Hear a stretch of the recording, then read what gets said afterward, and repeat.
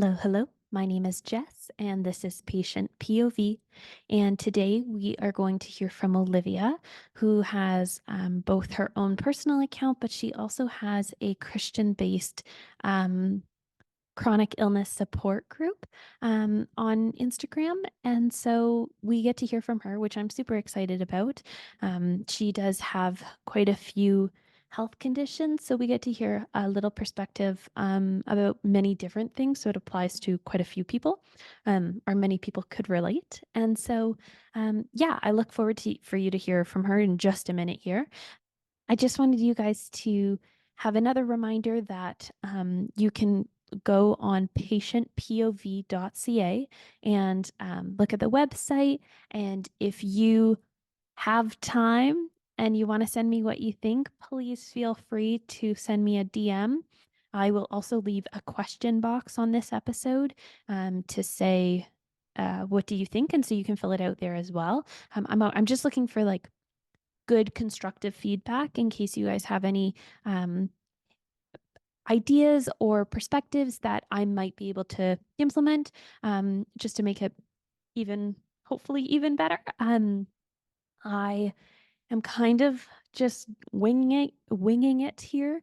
And so, yeah, I look forward to hearing from you. Again, if you want to find me on Instagram, my Instagram is Jess_and_Elda, ELDA.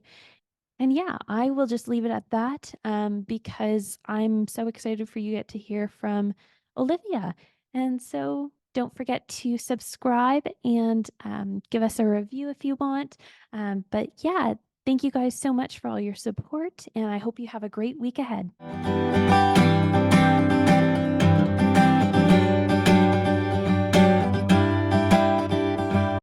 Hello, hello. How are you today? Hi, I'm good. Good. Awesome. Thank you so much for joining me. Do you want to just jump in and give a little introduction on who you are and kind of your health journey background? Yeah, so my name is Olivia. I'm 20 years old, almost 21, and I live in Georgia. I'm a dog mom, a plant mom, and enjoy doing creative things. And of course, I live with several chronic illnesses that definitely make life a lot harder to deal with. Yeah, for sure. And do you mind diving into what chronic illnesses and how they impact your life? Yeah.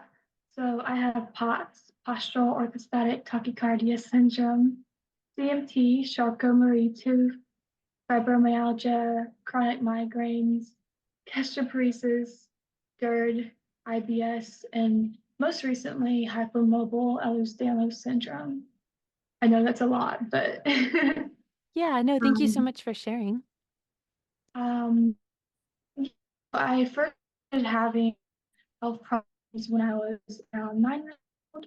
I've been dealing with a lot of stomach issues. And then eventually, I also started dealing with these major headaches that led to being diagnosed with chronic migraine at the age of 12. And so I didn't think that it would get any worse than that, honestly, but I was so wrong. So over the next few years, I started developing more and more pain and symptoms throughout my body. At age 16, I was diagnosed with POTS. So my heart rate would go just very high, sometimes up to like 170. And so I had a lot of dizziness when I was upright and feeling like I'm almost going to pass out. And around the same time, I was also diagnosed with CMT, which is a genetic neuromuscular disease. Um, it just causes a lot of weakness in my body, which then leads to issues like affecting my balance and walking. So, um, and then also um, started dealing with widespread body pain at the same time, which was just diagnosed as fibromyalgia. Um, And so I just continued to deal with all these things. It seemed like every year I was getting a new diagnosis, and that they kept piling on, and um, it was a lot to handle. But I was grateful for getting answers, but um, it was a lot. Yeah, And at age 18, I had a gastric emptying scan, which showed I had gastroparesis. And gastroparesis is when the food in your stomach doesn't digest properly or fast enough. So that helped explain a lot of my stomach issues. And then most recently, I was diagnosed with hypermobile EDS. I've always been hyperflexible and just dealing with joint pain and easily bruised. And um, I've learned that like a lot of these conditions and diagnoses can occur together. And um, like having EDS, you're often most likely to have other conditions along with that. And so that might be the reason I have like POTS, gastroparesis, and um, yeah, so it's just crazy how long it took to figure everything out, and it's definitely been a journey. yeah, no, for sure. Thank you so much for sharing. And so when you look at, now you're dealing with a lot for sure, and that affects many different parts of your body. And so, is there some symptoms that you find affect you the most over other symptoms? And like, what would those symptoms be? Yeah, headaches, migraines, dizziness, nausea, stomach pain, chronic pain. Hmm. Um, I think those have been the main ones, as well as fatigue. But I mean, the list could go on and on, honestly. No, But yeah, that's just some of them. yeah. And so have you found any like tips or tricks or things that you use to kind of make those symptoms a little bit better if possible or mitigate the symptoms a little bit? Yeah, so something that has helped me cope a lot is mobility aid. Uh, is both a cane and a wheelchair, usually for shorter distances or around the house, and a wheelchair for like going places or on a trip or something. I definitely think it can be scary to use mobility aids in front of people for the first time. I definitely relate and still sometimes feel uncomfortable myself, but I have really learned how important they are and how much they help. And if we need that extra help and support, we shouldn't be ashamed for that, you Hmm. know? Um, Other things, ice packs and heating pads definitely help with the pain. Um, Increasing fluids and salt for my pots. Um, and then just learning to listen to my body and rest. I've often done quite the opposite and like put myself to the side. So I've definitely um, had to learn to give myself more compassion to take care of myself. And I think chronic illness really made me slow down and accept that and embrace that a lot more. Wonderful. And so, do you have any brands that you recommend or brands that you use in terms of whether it's for mobility aids or what brands of salts do you use or things like that? So I take potassium salt pills um, every day with my meds. Um, Also can get salt in by doing electrolyte drinks like liquid IV, LMNT, and pedialyte is also really good. Um, I don't know the exact brand of my mobility aids, but definitely look into it if you're wanting to get one. um, oh, and then ice packs. My favorite are called relief packs. I Hmm. can share the link. Yeah. Um, they have really cute and pretty patterns, And so it kind of uh, brings a little joy into chronic illness because um, they look nice. um, and I use those a lot. So um, also, like whenever my stomach is hurting and getting like solid foods down my stomach is a lot harder, I usually turn to drinking like protein shakes. So the brands that I've been having are Ensure and Fairlife. So that's been a good way to get nutrients in when I'm struggling. Yeah, for sure, for sure. And then through all this, you were mentioning that you were getting diagnosed with things at even the age of 12, was it? Yeah, yeah. Yeah, and so you were quite young before high school even started. And so I'm just wondering how you navigated going through high school years while having chronic illnesses and how that affected your mental health. Yeah. Um, for high school, I was in a public school, so ninth and 10th grade, I was going there, but I was definitely starting to struggle.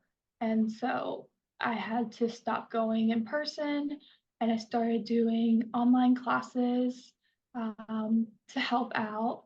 And so um, I don't think like anyone in my high school like knew or understand what I was going through. And um, so I definitely had to step back and do what was best for my body.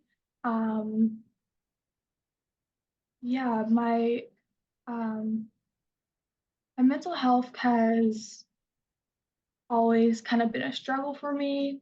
Um, I've dealt with a lot of anxiety and undiagnosed autism since I was young, and that definitely worsened in my teens and during high school. Um, when I was 16, I started dealing with a lot of depression. So I think being diagnosed with more chronic illnesses definitely put a burden on my life and led to unhealthy habits. And so that's when I started seeking help and going to a psychiatrist and a therapist, even though that process was really long and frustrating. Um, and I was also diagnosed with OCD after a lot of years of looking for answers, which explained my anxiety, but I as well had anxiety about my health and illness too. Um, struggle every day for sure, um, but I try to remember the progress I've made with therapy and meds and other coping skills that I can also share. Yeah, please do. That would be great. Thank Yeah. you. Um, like I said, therapy has been helpful for me, or just to have someone to talk to. Um, and just learning coping skills like deep breathing, grounding, affirmations, mindfulness, things like that have been always helpful. And then I also love journaling and listening to music. So that has been an important part of improving my mental health. Um, and then just making sure I apply self care into my routine as well. Yeah, wonderful. And then what are some of your favorite self-care activities to do? Yeah, I definitely think spending time with my dogs is a big way. Um, Watching a show with my family can calm me down. Um, um, Lighting a candle or just reading a book or um, listening to music. I mean, it could be a lot of things, but those are the ones I can think of right now. Yeah, no, for sure, for sure. And then what would a day in the life look like for you at this point? Yeah, so I usually wake up around 10 and take my meds so they can start working. And then I often rest longer in bed or go back to sleep if I've had a really rough night. But then I get ready for the day. Some days I might have an appointment, whether that's telehealth or traveling to one. Um, but besides that, I'm usually just continuing to rest or I spend time with God. Um, I'm not taking any right now. I have been taking online college classes, so that's kept me busy some. And things, parents and I like watch a show together while eating dinner, and that's nice. Um, and usually, um, sooner or later, I get back in bed, take my meds, and the process seems to repeat all over again. Yeah, for sure. Um, as you were saying that, you reminded me that I didn't take my afternoon medications. So I just set an alarm on. So this is a reminder for anyone who's listening as well that you got to take your meds. Yes. Exactly. And so you are now on Instagram. And so why did you decide to start advocating for chronic illnesses and kind of start growing your social media presence? Yeah. Um, I I've been able to advocate and through just encouraging, educating others. I do some of that on my personal account, but I also have a faith-based Instagram account where I share about my experiences with chronic illness. And so it's called Your Pain Has a Purpose. And it's definitely been an outlet for me. Being able to express myself through writing has been really important. Um, so there's been just a lot of exhausting appointments and dealing with debilitating pain and fatigue, and all of it has been so much. There was a lot I didn't think I would survive or make it through, but God gave me the strength to get through. My faith is so important to me, and I think through my ups and downs of my health, I've definitely had to hold on to God because though things in my life change, God doesn't. And He is my rock, He's my firm foundation. And I know He understands my pain and has really comforted me during the hardest times. So His help is what I rely on to get through each day. And definitely a big way that I cope. So, yeah. Something also that's been exciting and fun recently is that I've started making care packages for chronically ill teens. Um, and I call them spoonie boxes because I just love the spoon theory. um, and though it can be hard work at times, it really is so rewarding to give hope and joy to those who are also struggling. Like, I know I'm giving them joy, but like they don't know how much joy I'm also getting at the same time. Yeah, no, and I'm sure they appreciate it a lot as well, something to look forward to. Mhm. Um, we were also talking before as well, and you had mentioned some support groups that you also um, go to and use. And could you explain a little bit about those two groups? Yeah. So first one, I'm part of a chronic illness Bible study group called Even If.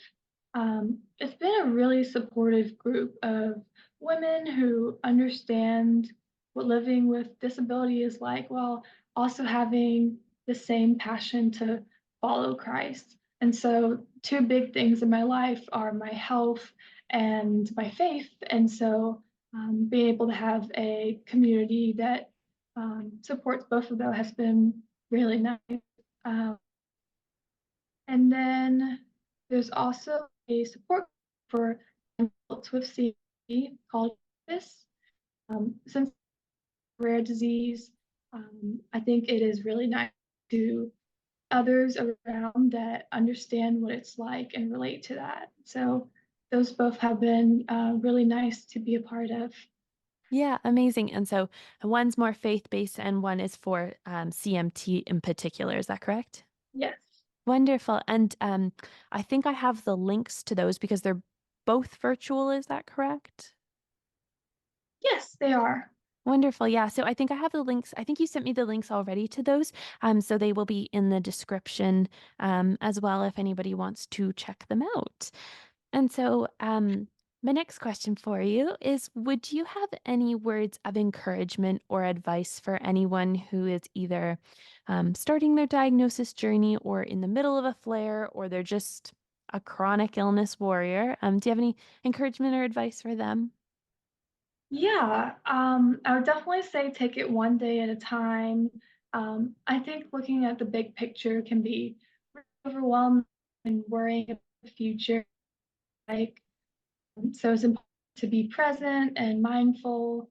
Um, just take it one step at a time, and even if you need to take it a few hours at a time, like do. um, but I guess just don't give up. I know that sounds cliche and is used so much, but there truly is hope and support and love for anyone out there. So I would just say continue to give yourself grace and compassion because it can be hard living with chronic illness. Um, don't overdo yourself because that leads to burnout and that's not fun at all. Um, and I would say trust your gut. But if you have stomach problems like me, you probably shouldn't trust your gut. I love that. That's so funny. You need to make a little poster of that. Yeah. That's so cute. And now one question that I ask everybody who comes on, or I try to ask everyone who comes on the podcast, is are there any TV shows or movies or books that you're really into right now? Yeah. I usually like watching shows that are medical or mystery, but right now I'm watching a show with my mom, Little House on the Prairie. Um, I didn't think I would like it as much as I do, but I really enjoy it and I look forward to it. And it's cool to see how they lived back then in those days and the simplicity of that. So that's Amazing. cool. Yeah. Yeah. Awesome. And then before we close up here today, I just wanted to confirm if there was anything else you wanted to touch on. I guess I just wanted to mention some of like the big challenges that I've dealt with along the way. Mhm. Um, I think every day has definitely been a challenge of its own. The process can be long and hard for sure. Whether it's like going through testings and procedures or searching for answers that usually take many years, especially due to long waiting times and doctors that try to dismiss us. Um, as well as just finding treatments that work for you and yet knowing at the same time there aren't any cures, which is a really frustrating process. Um, and I hope in the future there will be more and a better healthcare system because we definitely need that. um, Another thing would be feeling misunderstood and alone. So I am really grateful that over the past couple years, I've jumped into the chronic illness community and have met people and talked to them and been able to share my story and experiences. And it's been very validating and helpful to know others are struggling like me and we can just help each other out. And it's great. Yeah, that's awesome. It's a community that supports each other, eh? Yeah. Well, thank you so much for joining me. I really do appreciate you taking the time. Yeah. Thank you.